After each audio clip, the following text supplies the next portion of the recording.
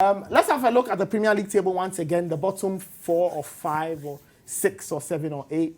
Just to put our conversation back into some context. We scroll to the bottom of the Premier League. Brighton. I thought that Brighton would be fine, but somehow they are in the equation. Newcastle, 5 points off Brighton. West Ham, guys, you think they're in danger, friends? Yeah, I think they're genuinely in danger. They have very, very good players. They have a very experienced manager. Unfortunately, those three things need to marry. They need to come together to really change their season, turn their season around. It hasn't. They got thumped at Leicester. I saw them. They look soulless. They look clueless. And for a team with all the money they spent, they shouldn't even be battling relegation. But here we are. And Benjamin was right when he said that Bournemouth are not above relegation. Neither are West Ham. Nobody's too big to get relegated. Nope. We've been here before. Newcastle have been here before. Where is Sunderland? They are dead and gone. So it doesn't matter. You know, the funny thing is I didn't expect Bournemouth to survive in the Premier League this long, doing what they are doing, running the model they are running, buying the kind of players they are buying, getting players on loan, getting cheap players. But Ben, to be honest, I mean, some of the players they've got, I've got around Fraser, you know. Those are Brooks. Fraser is out of contract at the end of the season. Ryan Fraser hasn't really been himself this season. Ryan Fraser That's the thing. played He's a good out of season. contract at the end of the season. He played a good season last time out. This season he's been injured. He's been on. He's not hit the form they wanted. Same for Callum Wilson. And Josh King. Brooks got injured long term. The worst signing ever, 20 million on Solanke. Yep. Liverpool scammed Bournemouth for both Solanke and Jordan Ibe. Yeah. Both have been piss poor. It looks as if Liverpool saw that they were at the end of their curve and then just kicked them over to Bournemouth. Go play the championship with these guys. So who is going down? You say Norwich. Norwich going down, Bournemouth going down. Bournemouth are gone. Aston Villa going down. I think Villa are gone. Yeah. Somehow, I think Brighton are going to get sucked back into this whole thing. Okay. To be honest, they also don't have Premier League quality. They don't have the quality to be able to remain. And last season they barely survived. Yep. And I think they have to get a point at Stamford Bridge or something. This season they have not been necessarily good.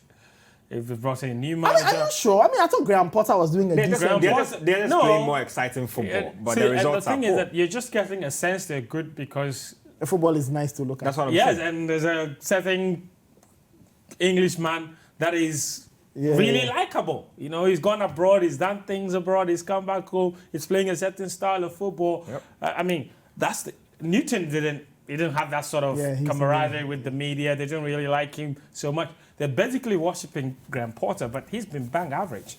Yep. And I think that's just why I think Brighton might get sucked back into it, alongside Norwich and Aston Villa. That's you see, the thing is that you should look at them this way. If it comes down to the last 5 games, say all separated by 3-4 points, who has the quality? Who has what will it come down to, guys? What will it come down to? Is it quality or temperament? No, quality, temperament, and most importantly, managers who know how to navigate this curve. That's why I didn't put Watford in there. Watford are 19th, but I still believe that Watford will escape. Nigel Pearson is the ultimate escape artist. Yeah. Since he came on, everything has completely flipped around for them. You should have seen how many points they had before he joined the team. They were losing games for fun. Yeah. This time around, they look like they are in with a chance in every single game right up until the end. That's what has changed for them.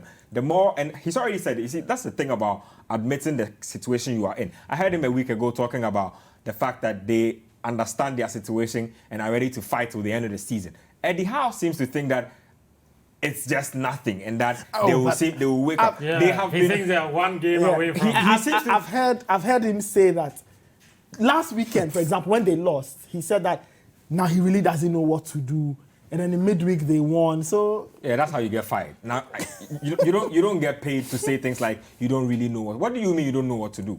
Am I supposed to tell you what to do as a journalist? He's supposed to have more experience on the... And that's what I'm saying. He knew how to get a team from the championship to come in. From then, they played above themselves to stay in. They weren't even struggling with relegation in their first season. They just about made it somewhere between mid-table, and they've survived there since. They don't know how to deal with this type of situation where they've lost 3, 4, 5 games. They have in 6 games, they've won 1 match, and then you are getting towards the end. It's getting tense for your players. In the last game, they won by 3-1. That was... they scored 3 in that game. It's the most they've scored in their last 9 games. Yep. It's that bad, huh? It's wretched. It's a wretched. Wow, Their form is and wretched. it's really crazy. And the thing about Bournemouth is when I watch their games, I really don't know where their goals are going to come from. Every now and then, Josh King will score. Callum Wilson, if he's on a scoring streak, will get a goal. But aside that, their goals are from all over the place. There's no one specific or two specific consistent players in this setup. And like I'm saying, they don't know how to deal with this type of So situation. you think they will go down? Friends, you think they will escape? You think it's Aston Villa who are going down? Yeah, mostly for the same reasons we stated earlier. I don't think that they have enough quality Premier League players. Okay, all right. That's a very, very interesting discussion the guys and I have been having on today's episode of the Premier League Preview.